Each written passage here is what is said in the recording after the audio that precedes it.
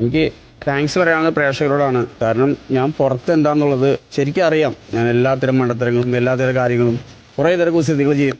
എല്ലാം ചെയ്യുന്ന ഒരാളാണെന്ന് എൻ്റെ പ്രേക്ഷകർക്ക് അറിയാം. അവരോടാണ് എനിക്ക് ഏറ്റവും കൂടുതൽ നന്ദി പറയാനുള്ളത്. പിന്നെ സ്പെഷ്യൽ താങ്ക്സ് എനിക്ക് പറയാനുള്ളത് എൻ്റെ അമ്മയോടാണ്. കാരണം അമ്മ എന്നും പറയായിരുന്നു, ഞാൻ വളർന്നു വലുതാ അമ്മ, മോനെ ഈ വീടിൻ്റെ വിളക്കാണ്, നീ അണയരുത്.